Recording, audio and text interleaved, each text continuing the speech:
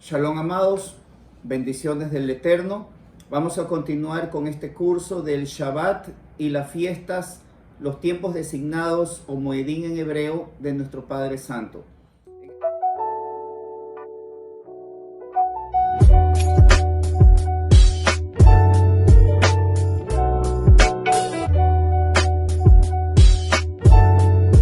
En esta ocasión vamos a ver el tema de Pablo y las fiestas. Algo importante que vale mencionar es que cuando yo me refiero a fiestas, en realidad lo hago porque es más fácil de comprenderlo. Siempre se habla de las fiestas solemnes de los judíos o de los hebreos, o las personas que ya estamos en raíces hebreas, hablamos de las fiestas solemnes que tenemos que guardar, las de la iglesia, la congregación de Israel. Pero en realidad no son 7 fiestas, no son todos los tiempos designados o Moedín que hablamos en la primera clase de Génesis Bereshit 1:14, no todas son fiestas. Es decir, hay que marcar una diferencia entre lo que es una cita, un tiempo designado o un Moed, y lo que es realmente una fiesta. Porque según la Torá, fiestas son 3, que es la Pascua, o fiesta de los panes sin levadura, porque están unidas en la misma fecha.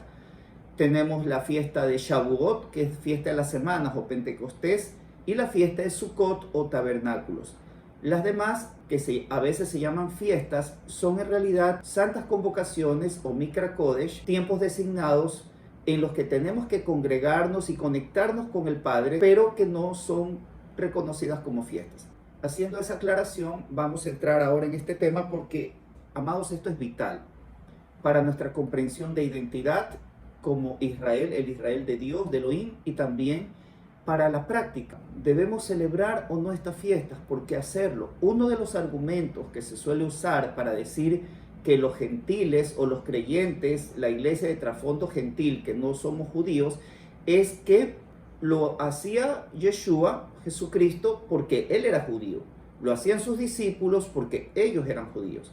Pero que de pronto Pablo lo hizo porque también él era judío, aunque él era de la tribu de Benjamín, pero que los creyentes no. Entonces es importante mostrar a través de la propia escritura en el Brit Hadashah o Nuevo Testamento de que el apóstol Pablo, él también celebró las fiestas con las congregaciones o iglesias gentiles, que es algo increíble, como van ustedes a ver que está claramente y de forma abundante en la escritura. Sin embargo, nosotros realmente es como un velo que no nos permitía ver eso. Entonces, comencemos con respecto al Shabbat. ¿Por qué el Shabbat es la primera fiesta o el primer Moed o tiempo designado o cita con el Eterno? Voy a mencionar los textos en los cuales Pablo, nosotros podemos ver cómo en todas las iglesias, en todas las ciudades donde él plantó iglesias, amados,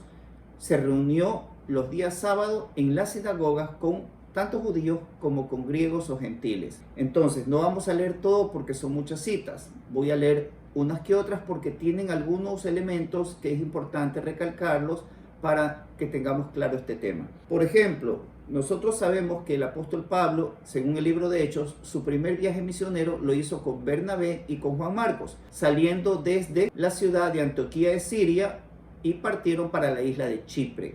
Entonces, desde el primer viaje hasta el tercero, vamos a ver que eso es el método, ese es el patrón, de que siempre Pablo iba a las ciudades, entraba en las sinagogas y ahí comenzaba a predicar, y esas sinagogas, cuando creían, aceptaban el mensaje de salvación, muchas veces los propios principales de la sinagoga aceptaban que Jesucristo, que Yeshua el Mesías, él era el hijo de David, el Salvador. Entonces eso se convirtió en una congregación de creyentes. Otras veces hubo conflictos en los cuales Pablo tuvo que separarse de esa sinagoga, irse a otro sitio y establecer congregaciones en casas. Comenzando por ese primer viaje, el apóstol estuvo en Salamina, que es en la isla de Chipre, y entró en la sinagoga un sábado a reunirse. Hechos 13:5. Luego vemos que también al llegar a Antioquía de Pisidia, en el centro de la actual Turquía, en Asia Menor, también hizo lo mismo, según Hechos 13:14. En Iconio, que era una ciudad cercana a Antioquía de Pisidia, que estaba en la región de Licaonia, junto a otras dos ciudades cercanas que eran Listra y Derbe. En Iconio también, según Hechos 14, 1 al 2, siguió con este método. Vamos a ver estos dos versículos. Dice: aconteció en Iconio que entraron juntos en la sinagoga de los judíos y hablaron de tal manera que creyó una gran multitud de judíos y asimismo de griegos. Una de las cosas que yo he mencionado en algunas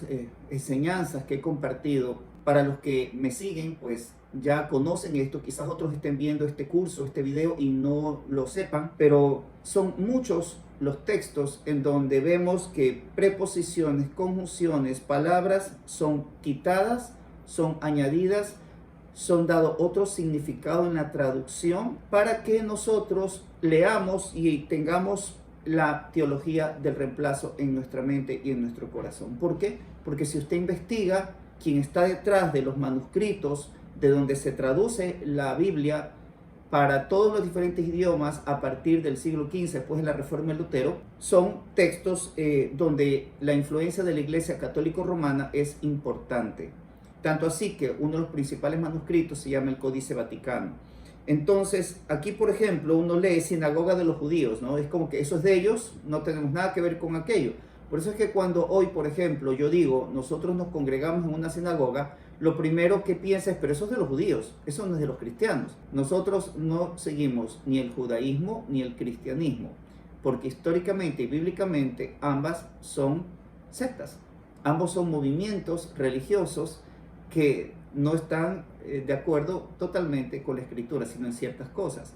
Entonces, cuando nosotros vemos aquí, en la primera parte decimos, oh, la sinagoga de los judíos, claro. Pero tenemos que seguir porque ahí dice que una multitud de judíos y asimismo de griegos. La pregunta que debemos hacernos aquí, amados, es, ¿qué hacen griegos en la sinagoga? Si la sinagoga es de los judíos, para los judíos, y los gentiles, los griegos, no tienen nada que ver ahí, ¿qué hacen ahí en la sinagoga? Algunas preguntas podríamos nosotros tener una respuesta tradicional, una respuesta común. Por ejemplo, en este caso puede ser, bueno, no había otro lugar, todavía no habían iglesias, no habían templos evangélicos o cristianos, por lo tanto estaban obligados a ir ahí. Puede ser una respuesta valedera si es que eso no chocara o tuviera una contradicción con otras cosas y otros elementos que vamos a ir agregando a este punto. Aquí lo que quiero marcar es que en las sinagogas entraban los griegos a escuchar las predicaciones de Pablo, a escuchar la palabra de Dios. El verso 2 dice, mas los judíos que no creían excitaron y corrompieron los ánimos de los gentiles contra los hermanos. ¿Ok?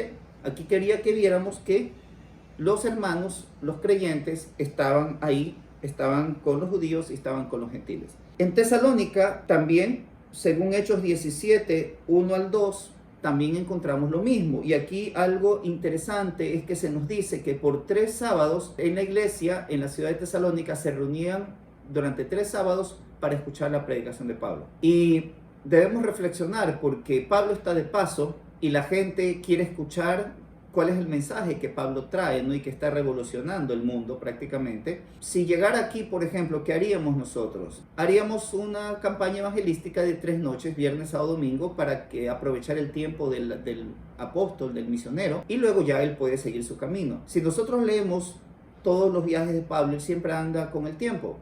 Quisiera quedarme con vosotros, pero tengo que proseguir por tal y tal motivo a tal lugar. Y entonces, una persona, un misionero que tiene el tiempo ocupado y que además siempre quedarse en otro lugar, más días es un gasto, siempre, en cualquier contexto y en cualquier tiempo de la historia es así.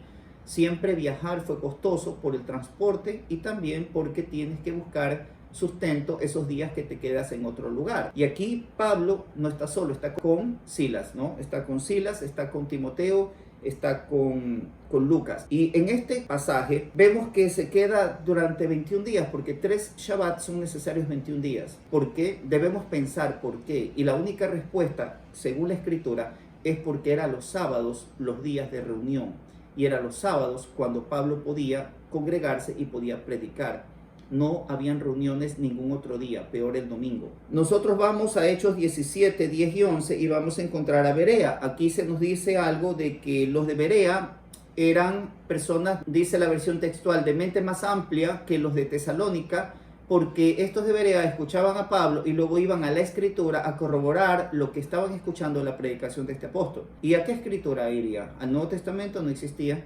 Los evangelios no estaban escritos, recopilados. Iban al Tanaj, iban a los profetas, iban a la Torá para verificar lo que Pablo estaba predicando. Luego tenemos en Hechos 17, 16 al 17 en Atenas. Luego en Corinto, en Hechos 18 del 1 al 4. Y esto vamos a leer 2 versículos porque aquí también hay algo que quiero compartir.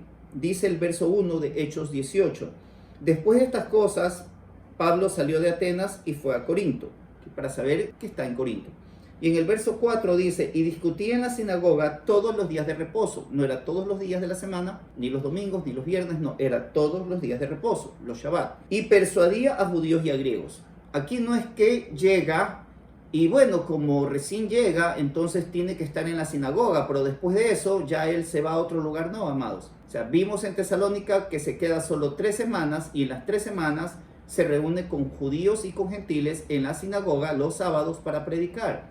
Y vemos aquí que está en Corinto y más adelante se nos dice incluso el tiempo que está en Corinto, ¿sí? Está 1 año y medio y durante todo ese tiempo, él durante algunos meses se encontraba predicando en la sinagoga, porque dice aquí todos los sábados, o sea que era cada semana el sábado, se reunía para persuadir, convencer de que Yeshua era el Mesías prometido en la Torá y en los profetas, tanto a judíos como a gentiles. Si nosotros seguimos con el texto, Hechos 18, 19, vamos a ver Éfeso, la congregación de Éfeso, donde en esta ciudad Pablo también hizo lo mismo, los sábados en la sinagoga. Amados, no estamos viendo un versículo, estamos viendo que son abundantes citas bíblicas donde podemos ver esto de que Pablo con los gentiles y con los judíos se reunían, se congregaban los días sábados. Hay algo que se puede también aquí indicar, porque ciertamente hay unos que otros textos que indican, por ejemplo, iglesias o congregaciones en casas. El hecho de que haya en una casa no significa, porque nosotros pensamos, la iglesia en la casa de Priscila y Aquila, y nos imaginamos una iglesia cristiana evangélica o católica o cualquier denominación actual, porque trasladamos nuestro pensamiento de nuestra liturgia, de cómo es un culto, cómo es una reunión de oración o de alabanza o de estudio bíblico, y esa idea, ese pensamiento lo pasamos a la escritura.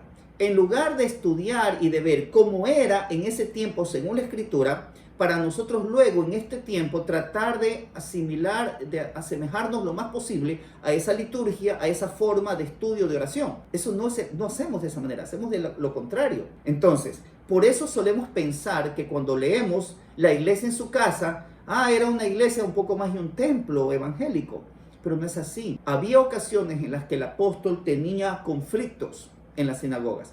Y vamos a ver con la prueba que les voy a dar de que eso no era la regla. Es decir, no es que siempre tuvo conflictos y por eso se separó de las sinagogas.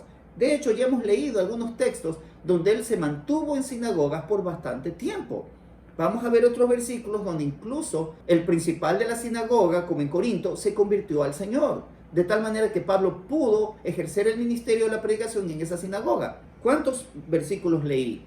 Son cerca de 10 de citas donde él está en la sinagoga los sábados con judíos y gentiles.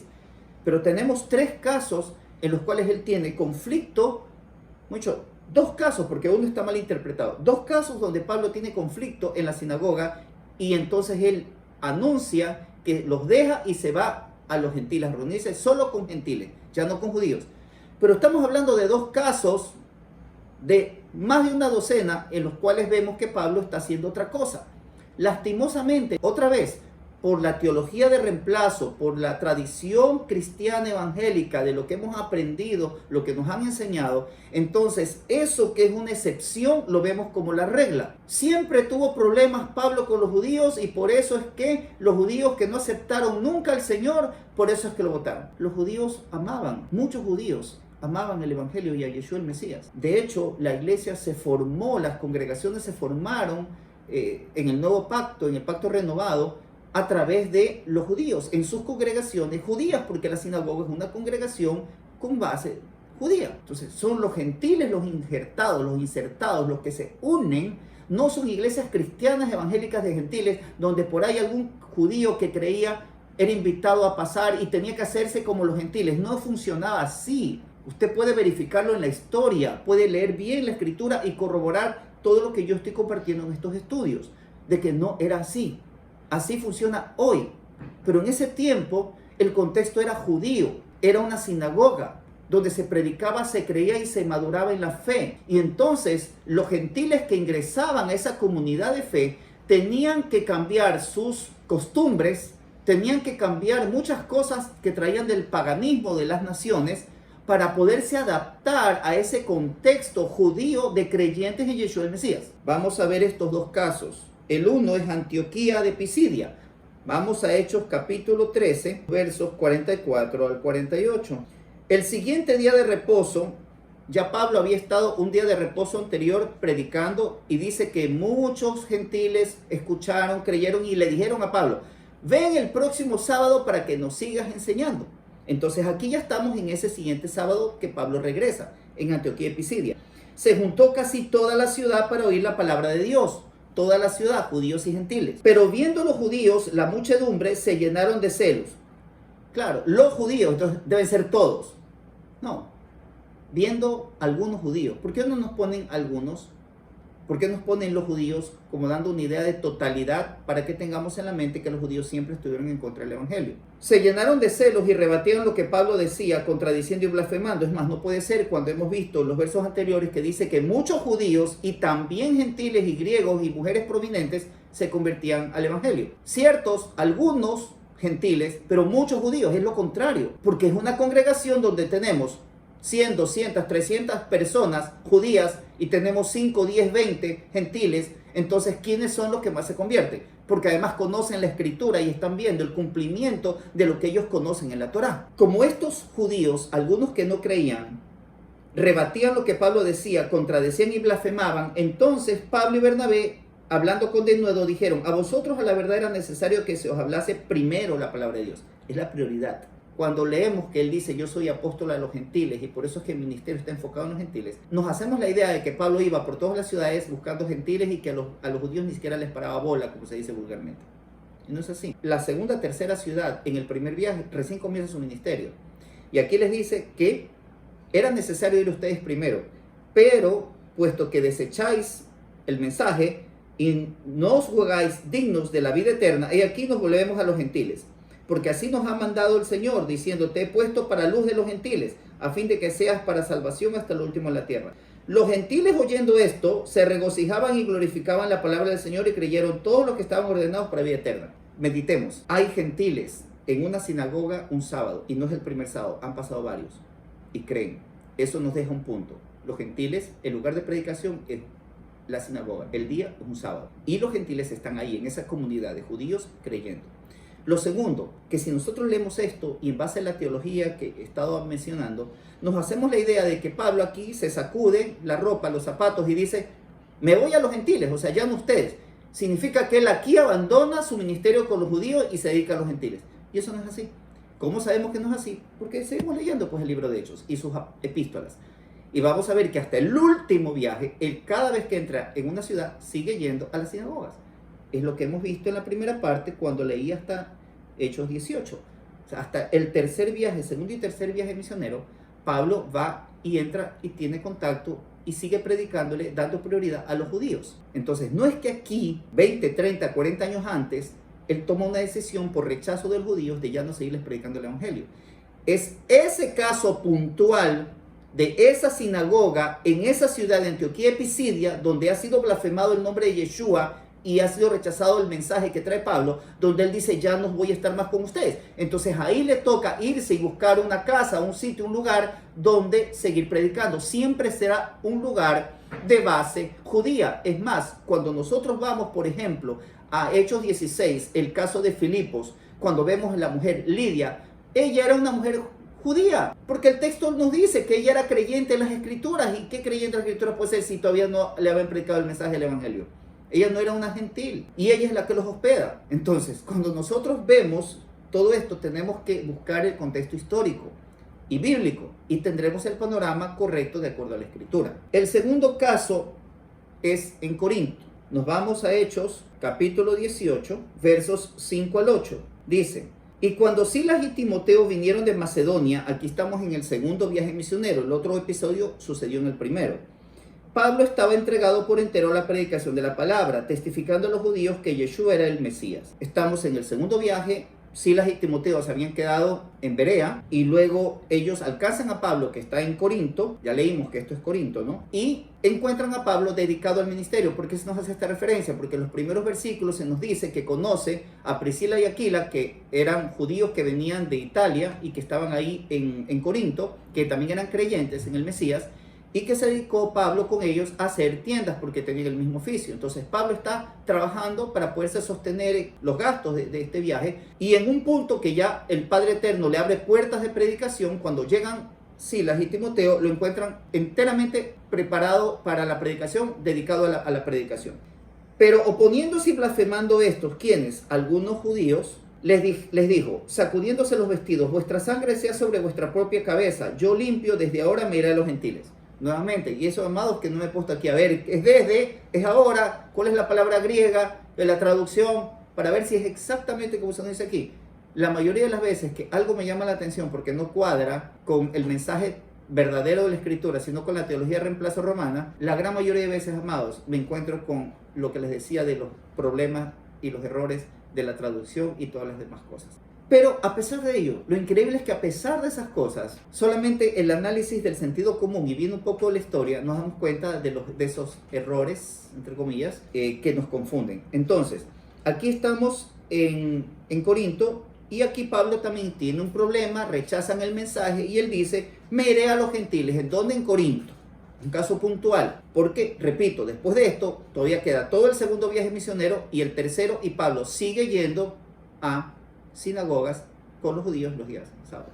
Y dice: y saliendo de allí, de la sinagoga, se fue a la casa de uno llamado Justo, temeroso de Dios, la cual estaba junto a la sinagoga. No está rechazando y no está diciendo: no quiero saber nada más de los judíos y de las sinagogas, porque de hecho se va a una casa junto a la sinagoga. ¿Y cuál es el resultado de ese trabajo, cuál es el fruto de ese evangelismo y del hecho de que Pablo no abandona del todo a los judíos ni a la sinagoga?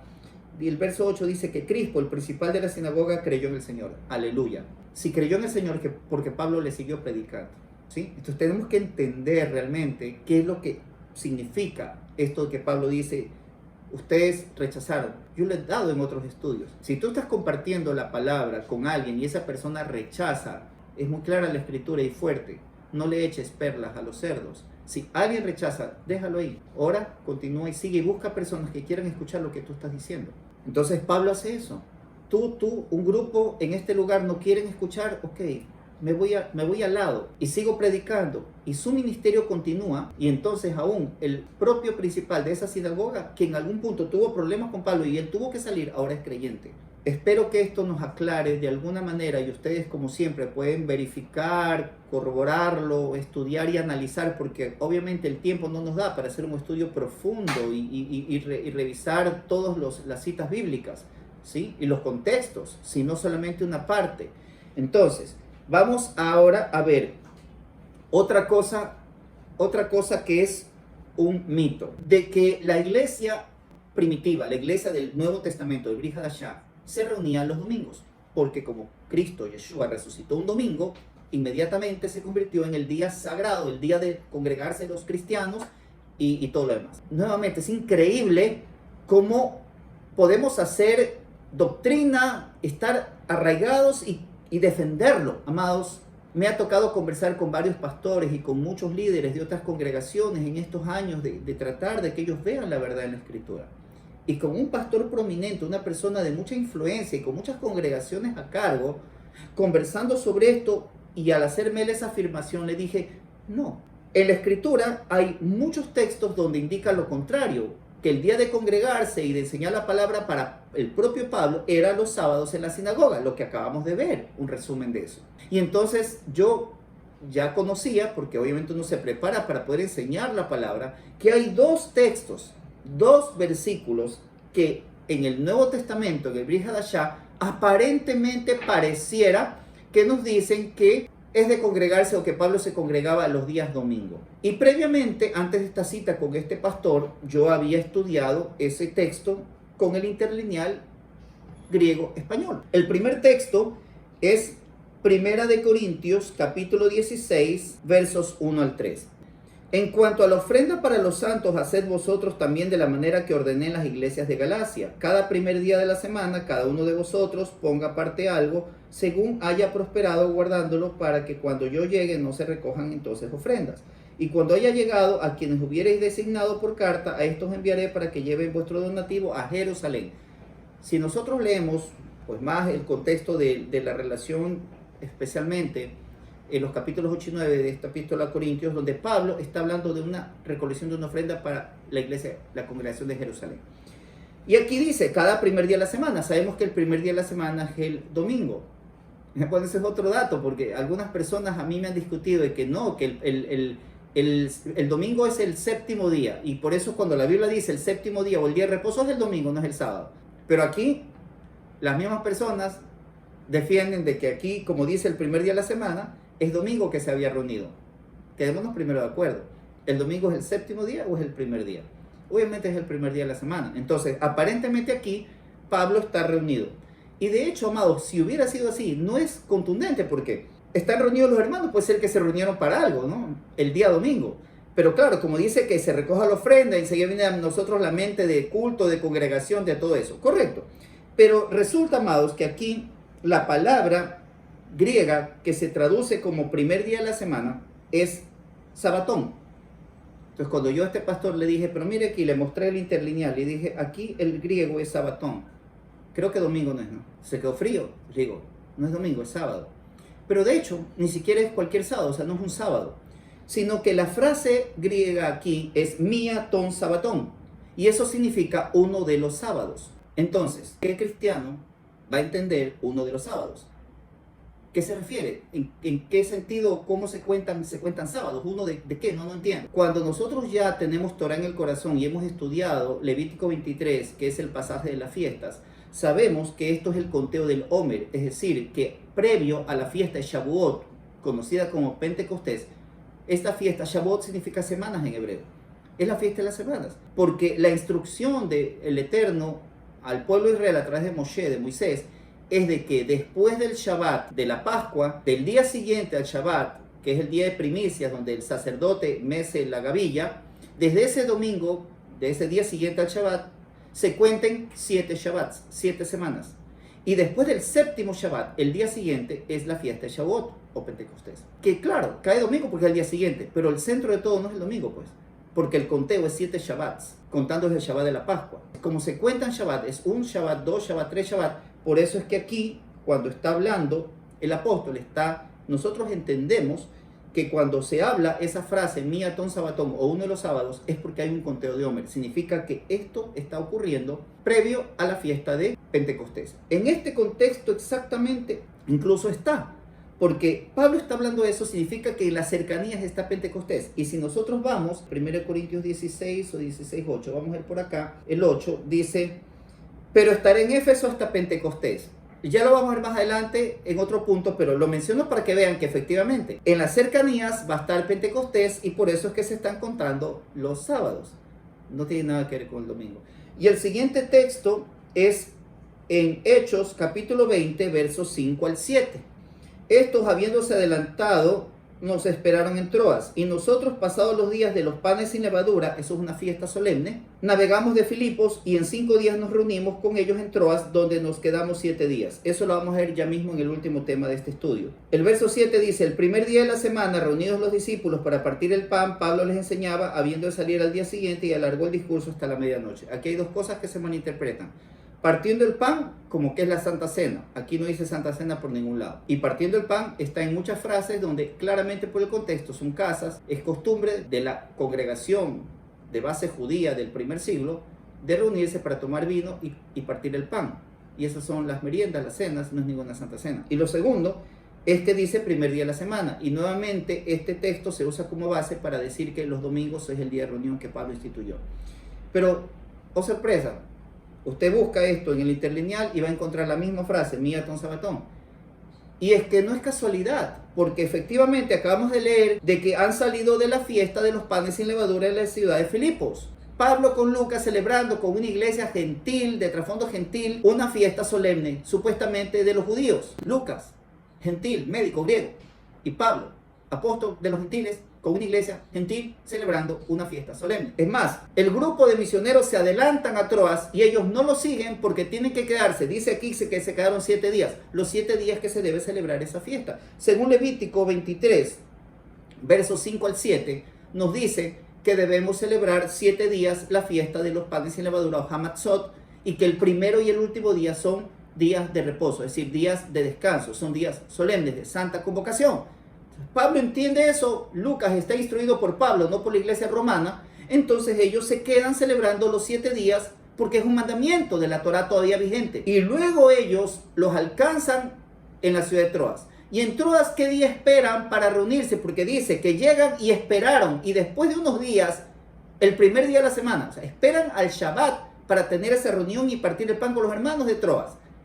¿Y cuándo lo hacen? Uno de los sábados, porque ya de la fiesta de panes sin levadura estamos contando los 7 Shabbats, las 7 semanas para la fiesta de las semanas, o Pentecostés, Shavuot, que ya vimos en el otro pasaje también que Pablo esperaba estar en Jerusalén. ¿Se dan cuenta cuántos textos relacionados con las fiestas solemnes y las iglesias de creyentes? El último punto que vamos a ver justamente es ya enfocándonos en la celebración de las fiestas del apóstol Pablo, que el tema anterior nos dio como una ya introducción.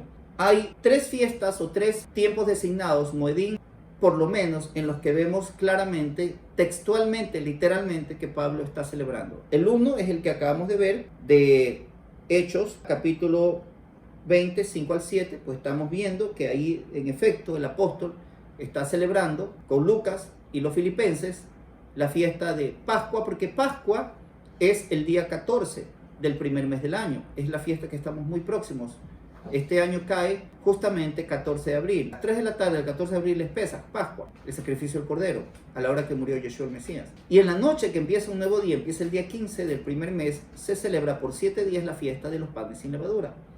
Entonces, nosotros hemos visto eso en el pasaje de Hechos 25 al 7 con los filipenses, pero tenemos otro texto en Primera de Corintios, capítulo 5, versos 6 al 9. ¿No es buena vuestra jactancia? ¿No sabéis que un poco de levadura leuda toda la masa? Limpiaos pues de la vieja levadura para que seáis nueva masa, sin levadura como sois, porque nuestra Pascua, que es Cristo, ya fue sacrificada por nosotros. Así que celebremos la fiesta no con vieja levadura, ni con la levadura de malicia y de maldad, sino con panes sin levadura de sinceridad y de verdad. Yo conversaba con otro pastor, sí mismo, sobre todo esto, cuando él me mencionaba que los gentiles no tenemos por qué, no somos judíos, celebrar fiestas. Y que eso no, en la Biblia lo hacía de pronto Jesús porque era judío y los discípulos. Le digo, no, Pablo también. No, le digo, sí. Y le llevé este pasaje, y cuando él leyó esto, el verso 8 que dice, celebremos pues la fiesta, entonces me dice, pero no, pues celebrar es espiritualmente. No significa que se siga toda la costumbre tal cual como un mandamiento. De hecho, me dice, los cristianos también celebramos la Pascua porque esa es la Semana Santa. Digo, con todo respeto, pastor, primero, la forma y la liturgia y los días en que lo celebra la iglesia cristiana y católica, fechas paganas y son métodos paganos. ¿Por qué le digo esto? Con todo respeto, le digo, porque no es un patrón bíblico. Así no celebraba la fiesta los primeros creyentes. Además, le digo, aquí hay datos que nos hacen ver que no es así, que no es algo espiritual. Como dice, solamente de mencionar la fiesta y recordarla, sino hacerlo porque es una instrucción de la Torá al modo, al método y en los días que la Torá indica. Porque es curioso, cuando, por ejemplo, este pasaje de 1 Corintios 5, yo muchas veces lo enseñé incluso y también lo escuché predicado por el tema de santidad, de la no fornicación. Y se menciona porque este es un caso de inmoralidad sexual que ocurría en la iglesia de los Corintios, donde Pablo les exhorta a separar a este individuo que está en pecado y como si nada sigue congregándose, y les dice que él ya lo ha entregado a Satanás para la destrucción de la carne y que ellos deberían expulsarlo y no dejarlo como miembro de la congregación. Visto así, se estudia así, aún desde ese punto de vista hay contradicción y hay conflicto, no hay un mismo criterio en las iglesias sobre qué se tiene que hacer con un hermano que esté en ese caso. Porque habrá los que digan, hagamos lo que dice Pablo y separémoslo. Y habrán otros que digan, en la misericordia. Y tú no juzgues porque la misma medida y la vara con que juzgas. Y se sacan versículos para fuera de contexto. Porque aquí el tema es que Pablo no está diciendo eso. No está aplicando misericordia, está diciendo que se lo separe. Lo que desconocíamos cuando interpretamos este pasaje es la razón por la cual Pablo está actuando de esta manera. ¿Por qué está siendo tan radical y tan frontal?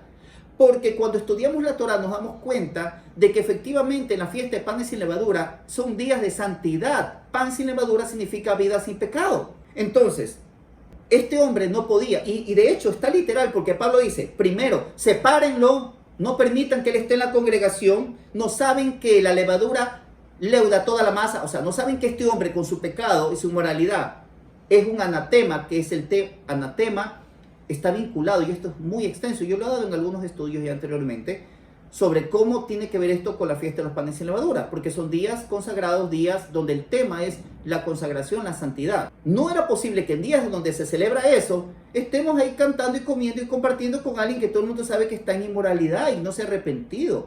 ¿Cómo va a alcanzar misericordia si no se aparta del pecado? Solo el que confiesa su pecado y se aparta alcanza misericordia, según Proverbios 28:13. Aquí Pablo está diciendo, sáquenlo. ¿Por qué razón? Porque debemos celebrar la fiesta no con levadura, sino con panes sin levadura de sinceridad y verdad. Entonces, claramente está aplicando el principio espiritual, pero algo real, práctico, donde hay que tomar medidas para celebrar una fiesta de la manera en que la Torá, las instrucciones del Eterno, lo indican. Nosotros, ¿qué hacíamos en el cristianismo? Estudiamos el tema de la inmoralidad separado, y aquí fiesta y Semana Santa, y lo hacemos a la manera de la tradición de lo que para nosotros siempre ha sido celebrar Semana Santa, diciendo que Cristo murió un viernes, que no murió un viernes, que resucitó un domingo, que tampoco lo hizo, y que estuvo 3 días en la tumba, cuando en realidad no dan ni los 3 días con esa supuesta relación de su muerte y resurrección. Y a pastores y líderes y creyentes que yo les he enseñado esto y que han visto claramente por la abundancia bíblica de que es así, que es imposible por simples matemáticas de que Cristo muera un viernes y resucite un domingo, dicen, sí, es verdad, no dan los 3 días y las 3 noches. Ya, correcto. Igual este año, el viernes dirán Viernes Santo, estarán convocando a las 7 palabras, dirán que Cristo ese día estaba en la cruz muriendo, y el domingo dirán que resucitó y celebrarán. ¿Por qué razón, si saben que es una mentira y que se les ha demostrado con pruebas históricas de que lo inventó la iglesia romana, y que es contrario a la escritura, por qué lo siguen haciendo? Si la escritura dice que no le añades y le quitas nada, y sabemos que un dogma humano y algo satánico es algo que se tergiverse, se quite, se cambie a la Biblia, lo siguen haciendo. Porque Dios es bueno, Él entiende, no pasa nada. Él ve en nuestro corazón que queremos es adorarlo. Entonces no importa cómo lo hacemos y la manera que lo hacemos, el día que lo hacemos. No funciona así, amados. Y este es un pasaje donde vemos que Pablo está aplicando el cómo celebrar una fiesta solemne con una iglesia gentil a la manera escritural, según las instrucciones de la Torá. Y para finalizar, el último punto, el último tema, es con la fiesta de Shavuot, porque ya hemos visto Pascua, Pesaj y panes sin levadura celebrado en 2 contextos, con la iglesia de Corinto y con la iglesia de los filipenses. Pero ahora vamos a ver en Shavuot, dice el pasaje de 1 Corintios 16, 7 al 9. Porque no quiero veros ahora de paso, pues espero estar con vosotros algún tiempo si el Señor lo permite. Pablo está aquí en Éfeso y está escribiendo a la iglesia de Corinto. Este es su segundo viaje misionero, ya lleva unos 20 años en el ministerio, y les dice, quisiera verlos de paso, cuando salga de Éfeso quiero verlos de paso, pues espero estar con vosotros algún tiempo, si el Señor, si el Adón, Yeshua lo permite. Pero estaré en Éfeso hasta Pentecostés. No me puede coger el viaje, la fiesta en medio viaje, no puede ser. Necesito, y aquí no es Pentecostés en Jerusalén, porque el otro pasaje que leí anteriormente, alguien en algún momento me dijo, claro, pero es que él quería llegar a Jerusalén para Pentecostés porque él es judío y tiene que celebrarlo con los judíos de Jerusalén. No, era porque él tenía que cumplir y seguir las ordenanzas, porque él sabe que la Torá y la ley están vigentes, y en la ley está escrito que esa fiesta tiene que estar con la congregación y conmemorarla. Y la prueba de que eso es así, que esa es la correcta interpretación del otro pasaje, es que en este pasaje está hablándole a la iglesia gentil de los Corintios, diciéndoles de la fiesta. Por lo tanto, da por entendido de que ellos saben de la fiesta. Claro que saben de la fiesta. Hemos leído cómo Él los instruye sobre cómo debe celebrarse correctamente la fiesta de Pascua y Panes sin Levadura.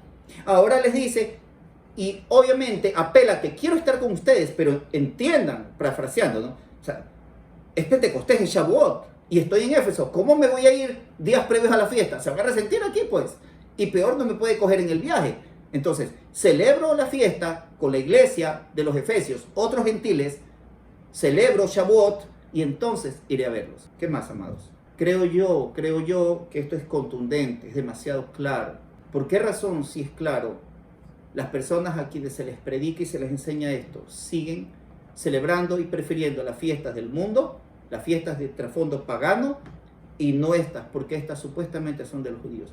Espero que la luz de su escritura, de su Torah, de su palabra, nos resplandezca, nos ilumine. En la próxima clase veremos la base de todo esto. Libro de Levítico, capítulo 23, otros pasajes en la Torah, en Deuteronomio, en Éxodo, y veremos por qué razón, cuál es el principio por el cual el Padre Eterno instituyó estas fiestas y nos las dejó como estatuto perpetuo para que nosotros las celebremos. Que el Padre Santo y Eterno, nuestro Jehová grandioso, todopoderoso, le bendiga y le guarde, haga resplandecer su rostro sobre vosotros y les conceda shalom. Gracias por haber escuchado esta clase. Recuerden poner el like, suscribirse si aún no lo han hecho, recomiéndelo por favor a sus contactos, a sus amigos y conocidos, para que pueda ser de bendición para más personas.